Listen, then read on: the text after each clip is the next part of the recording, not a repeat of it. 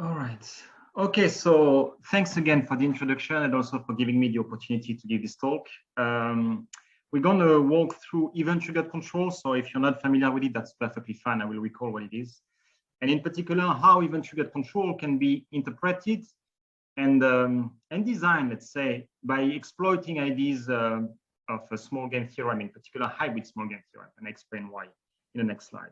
So this is a work we are doing with three people from the University of Melbourne in Australia. So Dragan Nezic, Alejandro Mas and Wei Wang. So Alejandro and Wei were are postdoc of Dragan and Alejandro also of myself.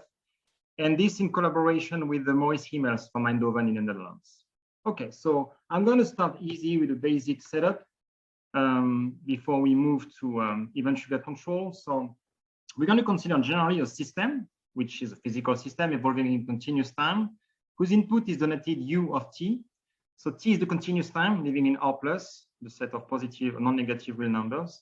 And its state is x of t. Okay, so we assume throughout this presentation, and I will say it again, that we measure the full state. And I'll say a few words about what we can do or might do in the context of output control. So we measure x of t, but in practice, typically the controller is implemented digitally. So because of that, the controller doesn't receive x of t at any time t, but some x of ti. And the ti's, they are the sampling instance. And so this is done through an analogous digital converter. Okay. So this x of ti is sent to the controller. The controller will generate a control input u of ti, which is then converted and sent to the system as a continuous signal u of t.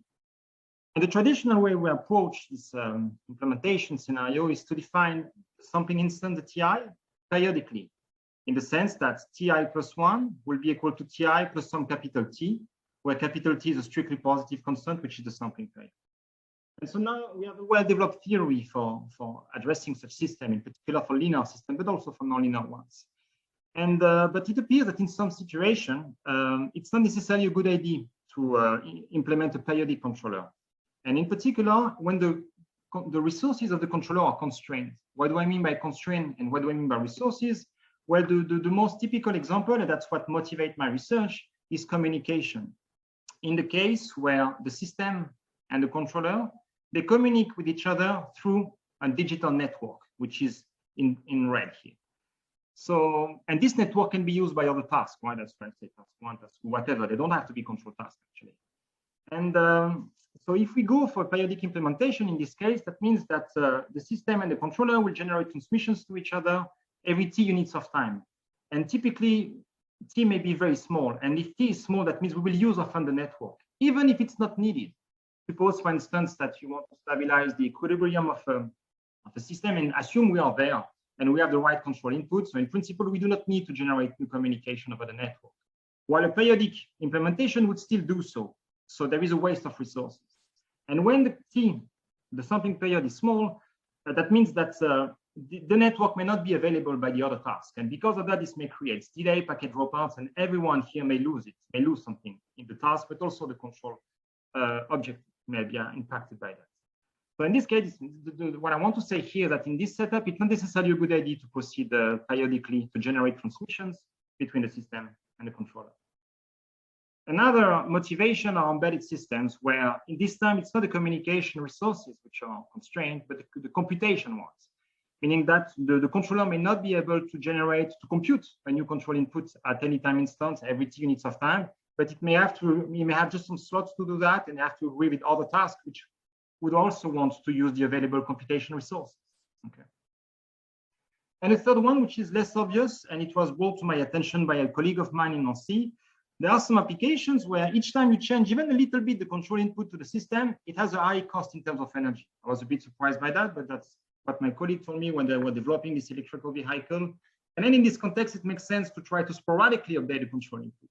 While a periodic sampling instance, periodic implementation may likely every t units of time ask for even a small variation, but still a new input, which may has a cost in terms of energy, as I said. So in view of all this, the idea is to say, well, what could we do if we don't do periodic sampling? So one option among others would be to adapt the sampling instance, or equivalently the transmission instance, according to the state of the system. And the underlying idea is quite simple, is to say we need to generate communication between the plant and the controller only when it's needed according to the control objectives. If we see that the system is behaving well, there is no need to come into to send the state to the controller, generate a new control input, and so on. So how can we do that? There are several options, and one is to measure the states all the time. Okay, we measure x of t all the time, and when something happens, when an event happens, and I will be more precise in the following, then a transmission is generated, and that's what we call continuous, or just sometimes simply event-triggered control. So again, I look at my state all the time, and when my state satisfies some condition, I transmit it to the controller, which generates a new control input and so on. Well, we may say, well, to do that, I need to measure x of t all the time, while typically this is done in a digital implementation. So then it may be interesting to take into account the digital nature of the event generator, saying that the event generator will only check x of t at some time instance, and then send the state to the controller. And this, we typically call it periodic event-triggered control. Okay, it's just like a refined view of continuous event-triggered control, taking into account the digital nature of the event generator. A last option is to measure x at some time ti, transmit it to the controller, and then based on that, decide what should be the next transmission instance. So in this case, so based on x of ti, we would guess what is ti plus 1. The advantage of that is that we do not need to measure all the time x of t between two transmission instances, or even periodically. We just need to measure x of t and to define, to guess what would be the next transmission instance. And that's what we call self-triggered control. Okay. So in this presentation, we will focus on the first item, on continuous event-triggered control. Why? Well, first, because this is undoubtedly between the three paradigms, the one which is the most well developed in the literature. And second, because often the periodic event-triggered control strategies or the self-triggered control strategies rely on the knowledge of an event-triggered controller. Not always, but often. So it's our choice in this talk, at least, to stick to that. So because in this context, so if we take again if we consider again the setup we saw on the second slide, we no longer have a clock here, which generates transmission every t units of time, but some criterion, which I will use only in this slide, I think, gamma.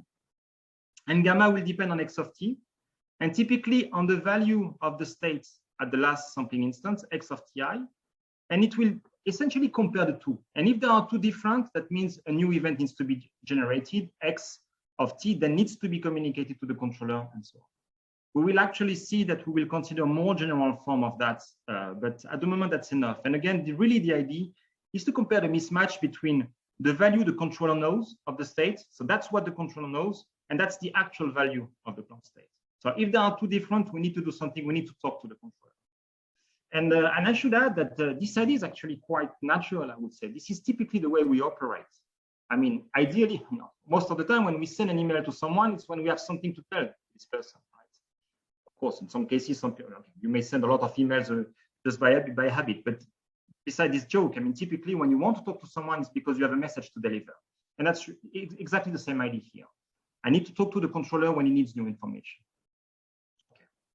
So now I think it's time to be a bit more specific on the type of system we consider and controller. So we're going to focus on plants, which are described by finite dimensional nonlinear system evolving in continuous time. So this is the time derivative of xp with respect to time t, xp dot. xp is the state taking value in r and p, and np is any strictly positive integers. And as I already said, we measure x of p, okay, no output feedback control. U is the control input, so the stuff we design, taking value in r and u, no restriction on the dimension of the input. And fp is a vector field, which is just continuous, okay, at this stage. And the general question we're going to look at in this presentation is, how do we design a state feedback, because we measure x of p, event-triggered controller, to ensure some stability properties for the closed loop system, okay? But not only we want that, we also want to guarantee that between two successive transmission instants, there is a strictly positive minimum time. So that's what I've written here, not in a not so rigorous way. I'll be more specific in some next part of this presentation, but let's have a look at that. So the idea is that between ti plus 1 and ti, the difference, there is at least epsilon, an epsilon amount of time, which is a strictly positive constant. I said this is not very rigorous because I do not specify here how these guys may depend on the initial condition of the system, but again, this will be formalized in section 3 or something. We'll see that. Why do we want to guarantee this property? Well, because in practice, typically, we have to wait a bit of time before generating a new transmission. We cannot transmit as fast as we want. We have to wait a bit. So the triggering mechanism needs to exhibit this feature. And actually, if we are not careful in the way we design the event-triggered controller, in particular the triggering mechanism, this may not hold. And here's an example. I can't remember exactly the system, but that's not so important, where the inter-transmission times are depicted, so Ti plus 1 minus Ti. And what we see is that as time grows, this inter-transmission time converges to 0 in finite time. And this is the famous Zeno phenomenon. So this hybrid phenomenon can appear if we're not careful in the way we design the triggering mechanism. And that's really something we would like to avoid, because this is doing worse than what we wanted. We wanted to sporadically generate transmissions, but this is doing the opposite. It's transmitting as crazy as time is approaching 0.11 in this case. There is T equals 0 here. This is just something coming from a paper. Okay, so what we want is to study the case where we want to design state feedback event-triggered controllers to get stability properties and the existence of a strictly positive lower bound on the intertransmission. So the setup is the following. I change a bit the organization of the closed loop system. We have the plant here, we have the controller, and we have a triggering mechanism. And we're going to see equations for the case where both the channel coming from the sensors to the controller and from the controller to the actuators are sampled. And we're going to assume that we have a single triggering mechanism which will synchronously close this channel. So we're going to have a rule which will tell us when this guy can communicate, and they will do it together. Why do we do that? Because it's a convenient way. This may be hard to implement in practice, right? Because essentially this guy will need to know everything and to generate synchronous transmissions. But let's say it's a convenient way to consider the cases where only one of these channels is sampled, is subject to sampling, or the other one.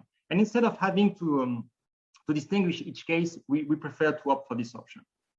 I can already say, and you probably know that there already exist techniques in the literature with one triggering mechanism for this channel, one for this one, and they are asynchronous. But that's not the purpose of this talk.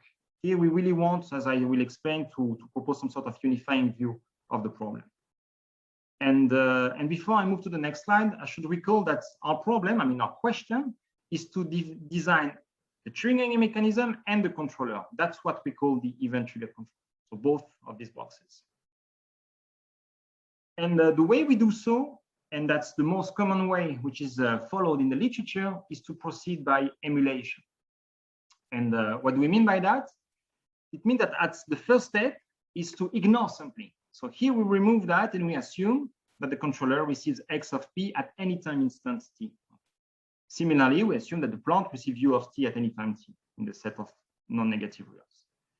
And at this stage, we're going to assume we know a controller which ensures some stability property for the closed loop system. And for the sake of generality, we take it dynamic, and it's a state feedback. Okay? And static feedback would be a particular case of that, and I will emphasize this later in some next slide. So at this step, we can use any techniques of the literature which is well suited for continuous time system. Okay. Then we consider something. We say, okay, my controller, it doesn't receive xp at any time instant t, just some sampled version of it, which we denote x hat of t. This is some sort of estimate of the true state, let's say, between two successive sampling instants. Similarly, the plant doesn't receive u all the time, but u hat, which is the sampled version of u. Okay. So once we do that, the challenge is to design a triggering mechanism. So when x hat p needs to be updated and u hat p needs to be updated according to u, to preserve the original stability property of the closed loop system in the absence of sampling, and to ensure the existence of this strictly positive lower bound on the intertransmission. The good news is that there are plenty of techniques in the literature. I've put a lot of references in this slide, but it's far from being exhaustive. If you don't see your name as you contributed yourself to the field, I apologize for that, but the point is really not to be exhaustive. Just to say that we have plenty of tools to solve this problem. And when we saw that, we were aware of that, we also contributed ourselves to some of these techniques. We ask ourselves the question. So each time, for each of these techniques, there is a proof, stability, there is the proof of a dwell time, a minimum time between two jumps. It fits the objective, satisfy that. But then we ask ourselves our questions. There are so many different techniques. Can we unify them? Can we look at them in a unifying view to interpret them in the same way? Or are they really different from each other? And that's the point of this talk. The answer is yes. Many of these techniques, we can all interpret them, and that's the title of this talk, using hybrid small gain theorem conditions. They actually also, I mean, many of them satisfy hybrid small gain conditions, even though this was not written in the original paper. Okay, how do we do that? So our starting point is the model, right? So that we are clear on the way we model all these techniques. I mean, many of these techniques, let's say.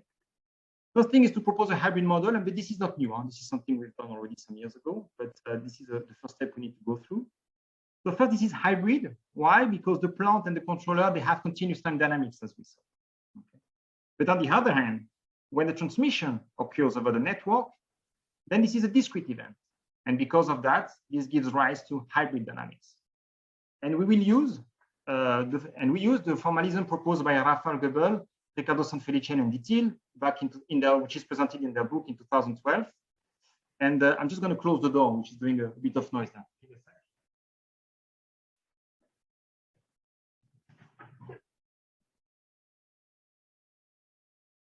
Sorry for that, I'm back. So this gives rise, in our case, to this hybrid system where the state is Q, and we will define Q later, which evolves according to this continuous time dynamics when Q is in some region of the state space, which is denoted C, and a jump occurs when Q is in D. And what a jump means a transmission. Okay, and so typically we will jump when some triggering condition will be satisfied. Okay, this is the first step. So this slide is like an overview of what we will see in the rest of this presentation. Once we will do that, so again, the state is Q. What we will do, we will decompose this big system into two subsystems. Let's call it one Q1 and the other one Q2. And by doing so, it appears that many techniques of the literature, they actually satisfy some ISS property, each of them. For one of the subsystems, as we will see, is pretty obvious. For the other one, it's not, I would say. And then when we have an interconnection of two ISS systems, it's quite natural to ask ourselves whether a small gain condition holds so that the overall closed loop system exhibits stability properties.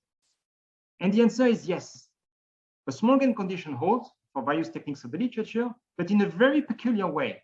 Why? Because one of the ISS gain is 0.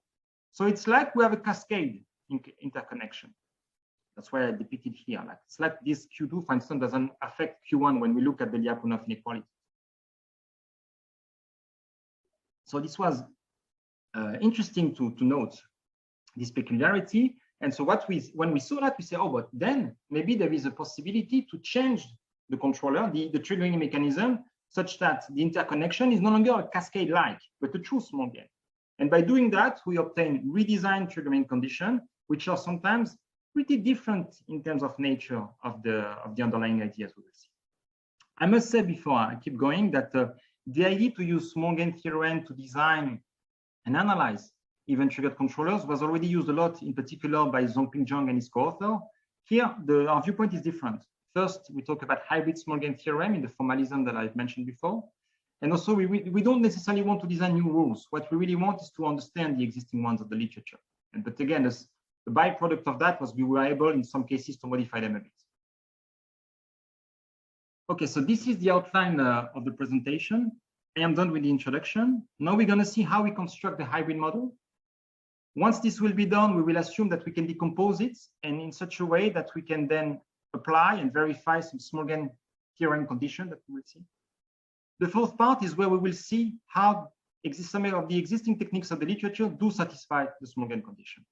And we will see how we can modify some of them. Section 5 will provide a numerical example, and I will conclude in part 6. Okay, so the hybrid model. So again, we saw this picture before. This was the last diagram we saw. The idea is to move from that to the hybrid model that we have seen on the previous slide.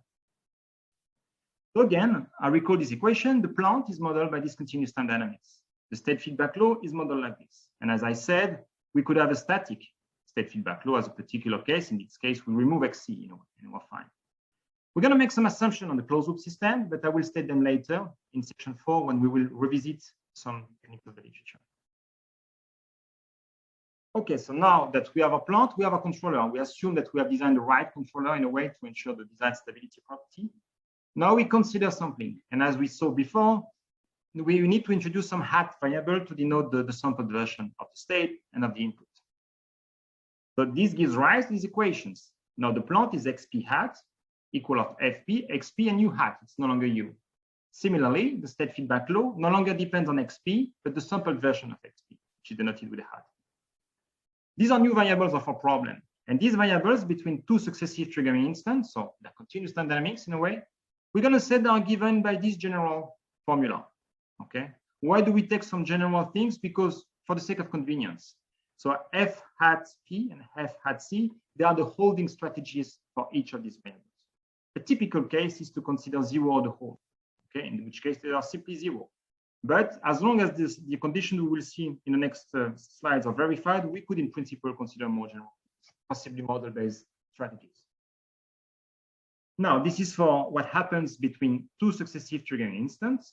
Now, at each triggering instant, x hat p plus, so it will be reset to the current value of xp of the state of the plant. And we update also the sample value you had to the actual value of the input of the generated by the controller, which is. So we will not work with the hat variable for the sake of convenience, and we will soon see why. Instead, we introduce the sampling induced error, which is the vector E composed of EP, the error on the sampled state of the plant, and EU, the error on the sampled input U. So why it's called sampling induced error? Because these are the mismatch between the sample value and the actual value at the corresponding time. And then as a result, at each triggering instance, E will experience a jump, xp hat will jump to xp, and xp doesn't change at the jump. When we generate a transmission, for instance, over a network, the state of a robot, for instance, if we have to pilot a robot, will not change. So we get xp minus xp, which is 0. Similarly, when we generate a new control input, we update, the control input, we get u minus u, and it's 0.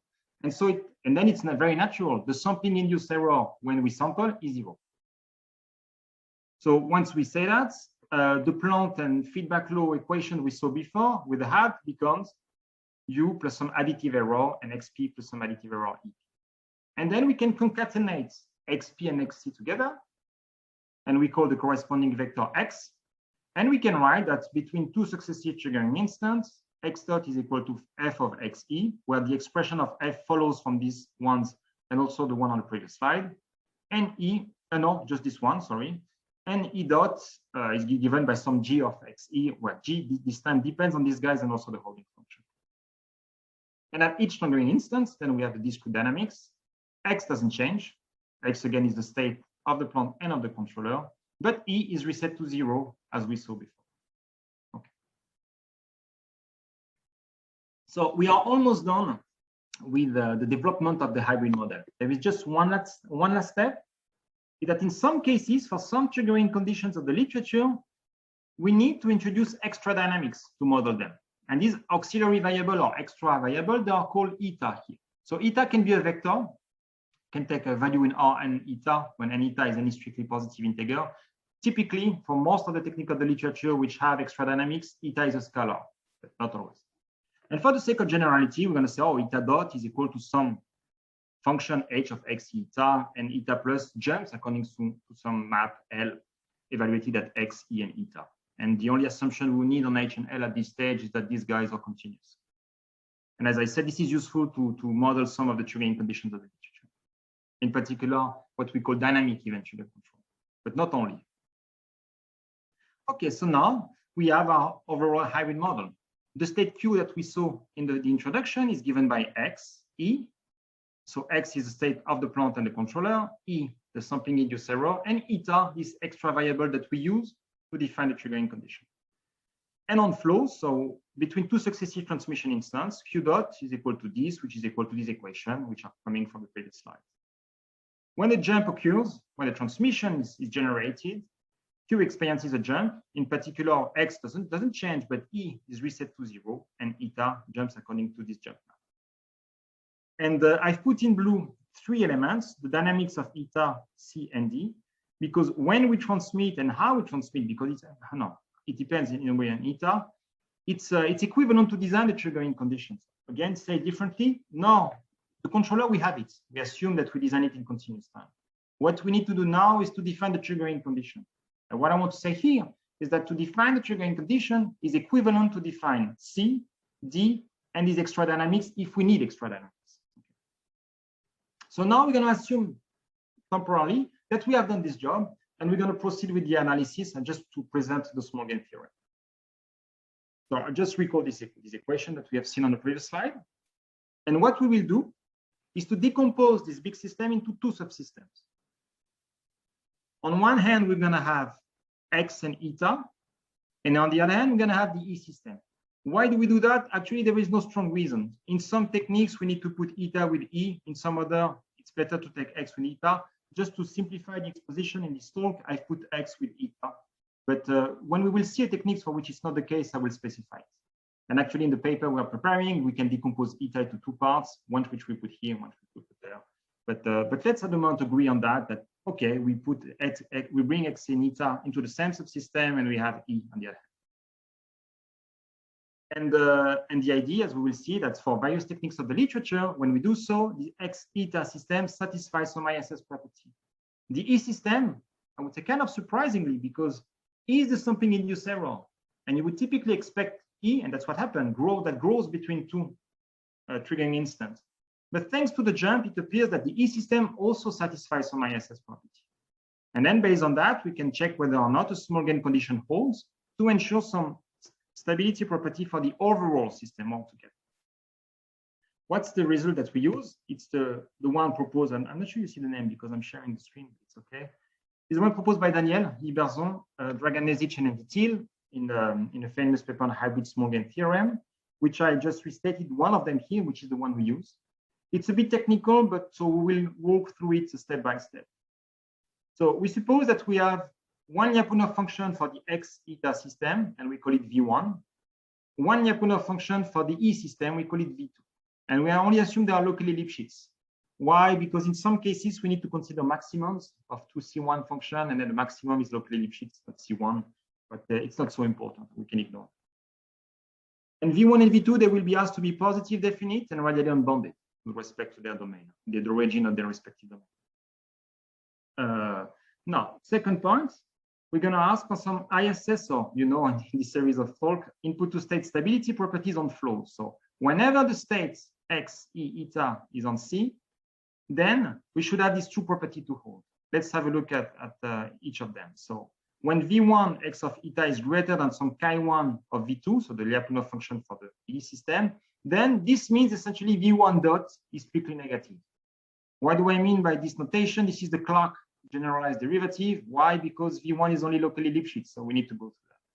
And when I write X dot and eta dot, it's an abuse of notation. We should replace it by the corresponding vector field, but I think for this presentation, it's easier to understand X dot and eta dot. And this said that this is strictly negative as long as X and eta, this vector, the full vector, is different from 0. Similarly, we ask V2, if V2 is greater than some chi2 of V1, that V2 dot is strictly negative outside the attractor, long story short. So we know here what happens essentially along the solution on flows. At jumps, we consider the case where V1 and V2 do not increase. Okay. No, they may strictly decrease, but they do not need to increase. And then last point, we need a small gain condition.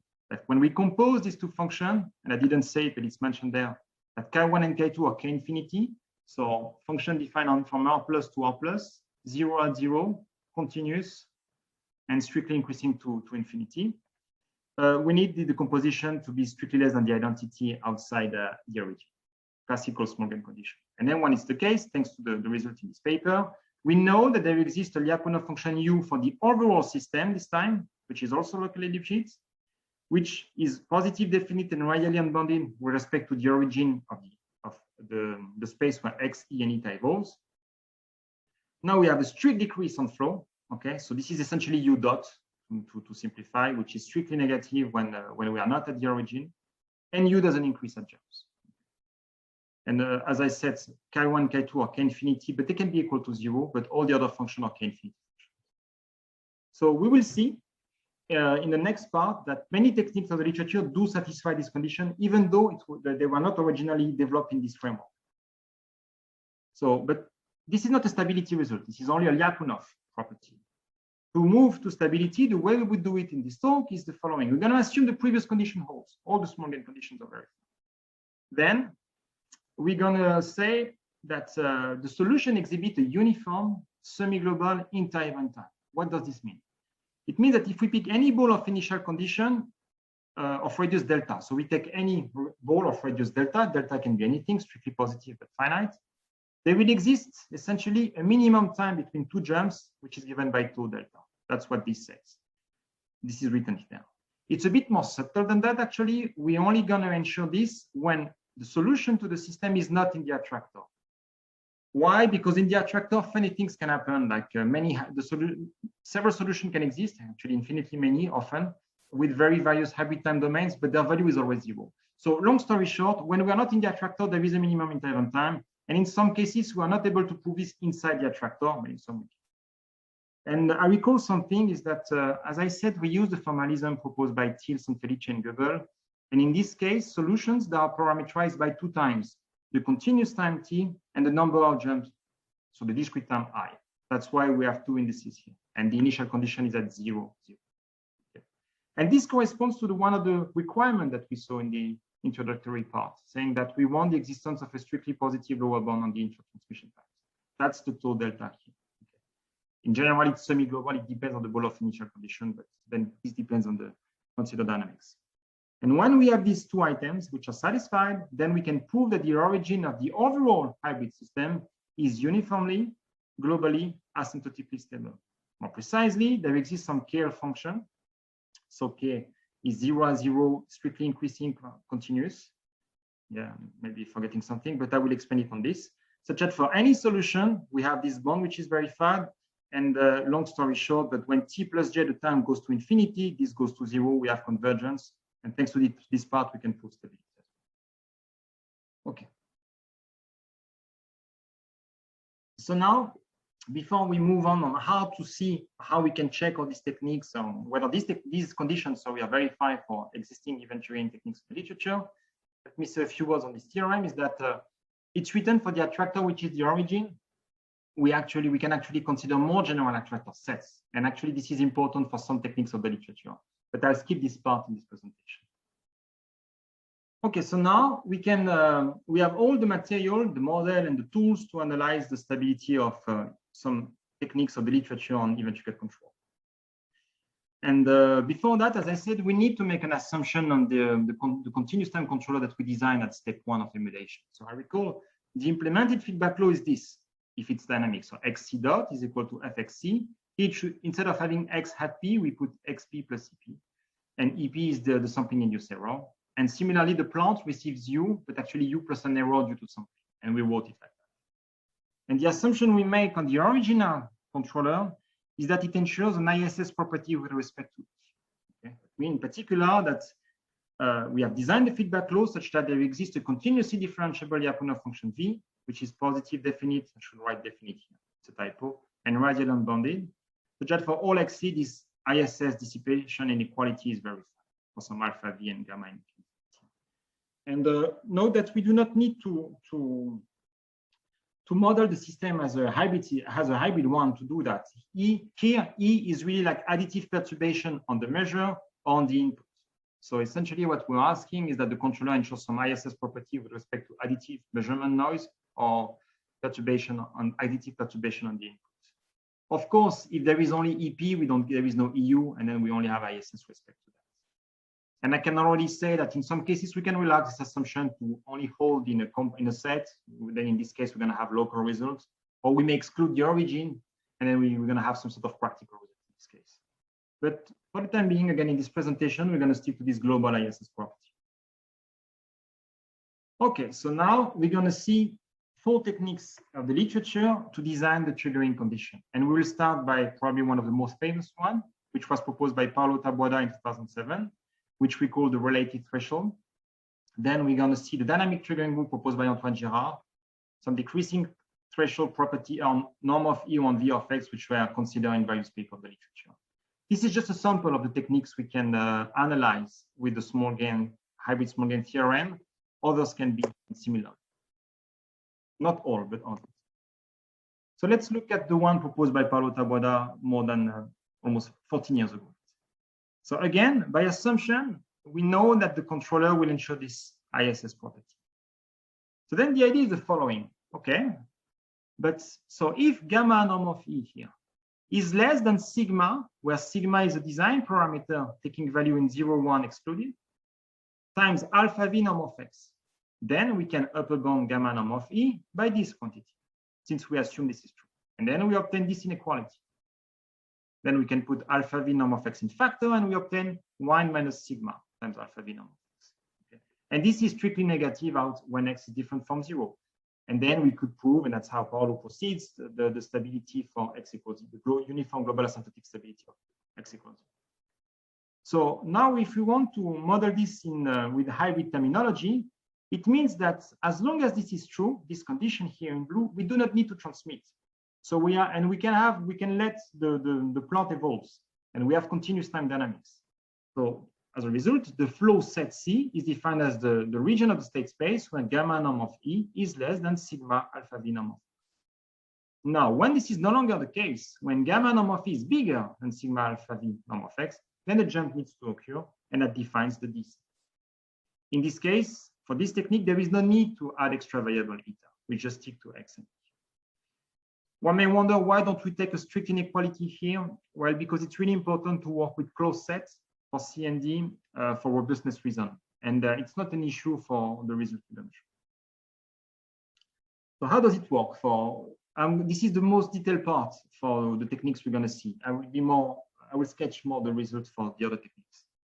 So the small gain condition holds in this case with V1 equal V, the Lyapunov function we assume that we know by design. And we're going to take for the E system the norm of E squared. So on flows, what do we have? On C, by definition, we have this. And we saw on the previous slide that this implies this property. Because this property only has to hold on C, not for any XE, only for X and E in C. And so that means that this inequality holds whatever we take. I mean, even if chi1 is equal to 0, there is no condition for this to hold. This is always true. That means that this implication is true with chi1 equals 0. And, oh, sorry, CO2 is doing something in my iPad. It's okay. And so that's why the cascade structure that I mentioned at the very beginning is arising. Like one of these sort of gains would be 0. Now for V2, so this is the Lyapunov function for the E system, we can actually select chi2, the function that we use to write this implication, but this should be E here. Sorry, it's a typo, and this should be X. I didn't know, but this is written correctly here. Because of this property here, gamma norm of E less than sigma alpha V norm of X, we can design chi2 in such a way that, I'm sorry for this typo, it should be chi2 here. But anyway, that this implication vacuously holds because it's never satisfied. Because gamma norm of E is always below this, for sure, this can be true because this is never true. This is by default. So this will be true for any alpha to infinity. We get some sort of anti-property, so to say. And that's why the most condition, the first condition are verified. I will mention that. So now we also need to check what happens at jumps. At jumps is pretty easy because V1 is only a function of X. And X doesn't change as we saw. So this is the same thing. We actually V1 as we want do not increase. Does not increase at jumps. V2 is a function of E. E is reset to 0, and so we simply have that this is equal to 0. It's indeed less than V2 of E. And then with the last condition to check to prove at least the part related to the Lyapunov hybrid small gain theorem is that the small gain condition holds. But this is obvious because one of the gain is 0, so for sure it holds. The last part to conclude about stability is the existence of a dwell time, this minimum time between two jumps.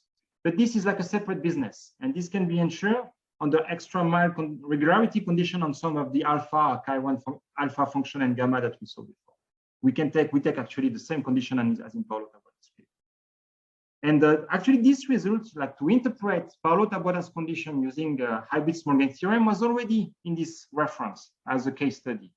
What we do here is that we get a refined result in the sense that we really work with the original condition by Paolo Taboada. We do not convert it to make the Lyapunov function appear, so that it's a bit less conservative, and typically this would lead to less transmission on simulations, typically. So now we're going to see, okay, so we have seen that Paolo Taboada's condition can be written like that, C and D. And we have seen that the small gain condition is verified with a chi1, which is equal to 0. So when we saw that, we said, maybe we can change this in such a way that chi1 is no longer equal to 0. And the answer is yes.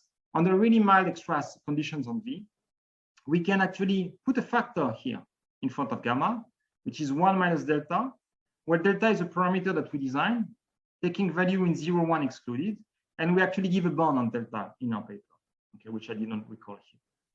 And by doing so, we can show that the same condition holds, but this time, this implication here is verified with a chi1, which is different from 0. And because of that, we no longer have the same decay rate. It's degraded a bit by some 1 minus nu, and nu is a constant between 0 and 1. Okay. So again, in this case, the small gain condition that we've seen in the previous slide are verified with a chi1 different from 0. And what we can observe is that the new flow set is bigger than the original one, because this is between 0 and 1 excluded. And similarly, the jump set is smaller, is included in D. And this doesn't mean we generate less transmissions, but at least on simulation, that's what we saw. So now let's move to another technique, the one proposed by Antoine Girard in 2015, where the idea is somehow to filter the threshold we saw before. By the way, I didn't explain why we call it the related threshold, the previous one. It's because we look at the norm of E, and we look how big it is, and how big depends on the size of the norm of X, on the norm of X. So that's why it's a related threshold, because the threshold, if we consider it as a threshold, depends on the state. So now the idea in Antoine's work was to filter somehow Paolo-Taboada's condition. And then in this case, we do need to add extra dynamics, whose variable is eta, as we saw. It's a scalar variable and satisfy this equation. In this case, when we look at this paper, we can model the overall system as a hybrid one with flow and jump set given by C and D with this expression, where theta is a design parameter. Okay. And eta is always have to be non-negative, but this is not a constraint because we can show that if we initialize eta with a positive value, it will remain positive. Or it's non-negative, it will remain non-negative. We can ignore that. It's really this part. And in this case, the small gain condition that we've seen in the previous section are verified with v1 x of eta equals v of x plus eta, v2 of e is now equal norm of e squared. Again, I don't show the details here. The ISS properties on flows are verified with chi1 equals 0 and some function chi2 for the E system. Because of that, the composition of chi1 and chi2 is always treated as an identity and outside the origin. And then we can ensure also the existence of a dwell time, and then we can conclude about the stability of the original system. Same observation as before. Here we have chi1 equals 0. Can we change that? Yes, we can by adding, by putting this constant here in factor of gamma norm of E. Whereas in Paolo's condition, we can take delta parameter between 0 and 1. And in this case, we inflate the flow set, and the set D is smaller, which may help to generate a bit less transmissions. So another technique now, and we will see that in this case, the modification, I would say, is funnier, and I will explain why I call it funnier. So another option is to say, well, we know that by assumption, this ISS property is verified. So an approach would be to say, maybe we can enforce gamma norm of E to decrease to 0. Okay. So if we ensure that this decreases to 0, we will be able, one way or the other, to prove the design stability property. So the general idea is to impose a threshold eta, which will decrease to 0, such that gamma norm of E always remains below it. Actually, we'll change that a bit, but we will see. So eta will be given by these dynamics. Eta dot equal minus beta eta, where beta is some k-infinity function. Eta plus doesn't change at jump, so this guy will indeed converge to 0. This guy doesn't have to be actually there, we can put 0. And what we say is that as long as gamma norm of E is less than eta, we do not need to transmit. But that's not exactly what I wrote here. Actually, what we can do is to say, as long as gamma norm of E is less than the threshold, and less than the condition that we saw before, the related threshold, we know that we will be fine. And so that's how we define the triggering rule. But when it's not the case, when gamma norm of E is bigger than the threshold and the related threshold we saw before, then the transmission is too. And then in this case, to proceed with the analysis, that's the only example in this presentation, we need to put eta with the E system. And then, again, same structure as in the previous slide. We check the condition that we've seen. We take V1 equal V, V2 of E, eta also, we should add eta is the maximum of eta and gamma norm of E. We assume in our work that gamma is a C1, or even locally if it is enough. And then we can show that the condition, the ISS property hold in this time with chi2 equals 0, and for some function chi1. And then, as before, we can prove that all the conditions are verified and we can ensure UGAS property of the origin. So now, again, chi2 is equal to 0. How could we change the original triggering rule to avoid that? And the way we do it here is, as I said, funnier. I mean, a bit more, it's got more insight, I would say. We do not change C and D. What we change are the dynamics of the threshold.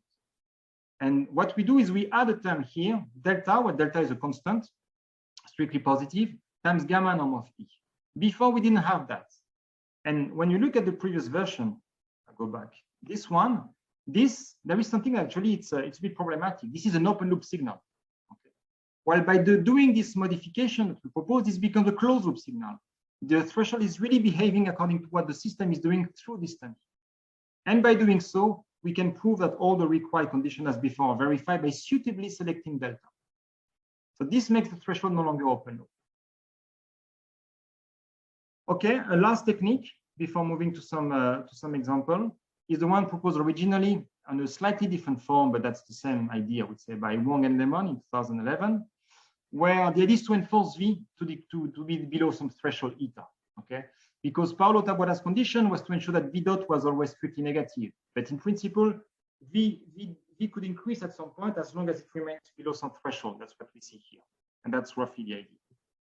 Of course, the threshold cannot go too fast because otherwise we will ask too much, and then we'll have the Zeno phenomena. So the threshold should not go faster than minus alpha V. How do we model that? This threshold, well, we add a variable eta with some decay rates again. And when there is a jump, eta is reset to V of x. This is actually only really needed for the first jump. We can put eta. And the idea is to say, as long as V is less than eta, we do not transmit. And when it's above, we generate transmission. We could combine it with some of the previous technique that we saw, but let's stick.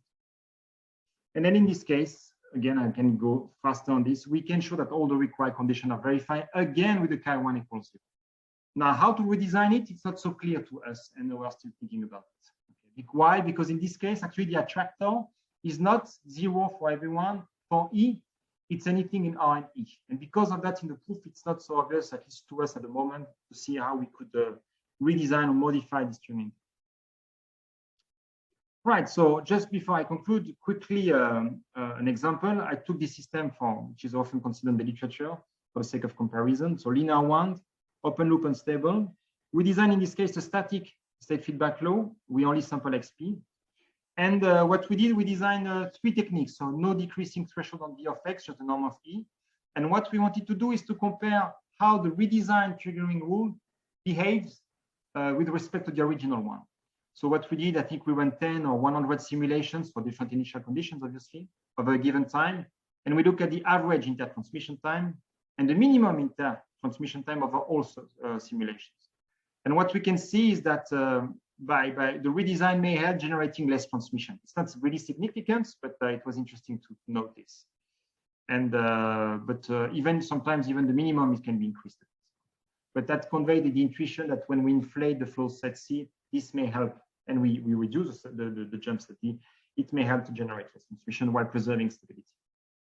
Okay, so to conclude this talk, so most of the things I've discussed, I mean, yeah, they are presented in the CDC paper, which has presented last year at the last CDC. We are currently preparing the journal version where we have more things. So the decreasing threshold on V, which was not in the CDC, some other common techniques of the literature, some mixed of these techniques. So we saw in this presentation that we can redesign existing techniques, but we were inspired by this viewpoint to actually propose a totally new strategy. And we did it actually in 2019 when we really started this work. And one thing which is important is that for some of the technique of the literature, we were not able to prove that these ISS small gain properties are verified. But in these cases, we could prove that some dissipativity-based conditions were satisfied. And that's something we are still investigating. This was true for some of these techniques mentioned.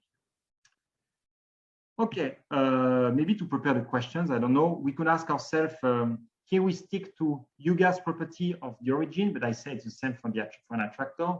Could we have ISS property when we have exogenous disturbances acting on the system or the controller? My guess is that it should be fine when in terms of the Lyapunov analysis. I think things should go through, but we need to be a bit careful when we talk about the intertransmission times, because we know by experience that when we have exogenous disturbances, this may seriously impact this property, but this may be possible, I guess. In this talk also, we only mentioned state feedback control. We may ask ourselves whether it would be possible to do output feedback control to develop similar results. Maybe it's less clear. It may be the case that dissipativity is more appropriate. I don't have a definitive answer on this. And the last point to conclude, what about event triggered estimation when you talk about control? Well, it's interesting because in a recent work, which was accepted this week at CDC, we implicitly, we did not mention it in the paper, but that's what we did. We rely on these ideas of small gain to propose a new triggering rule to generate transmission when we have an observer and no control. Okay, thank you for your attention, and I'm happy to take questions.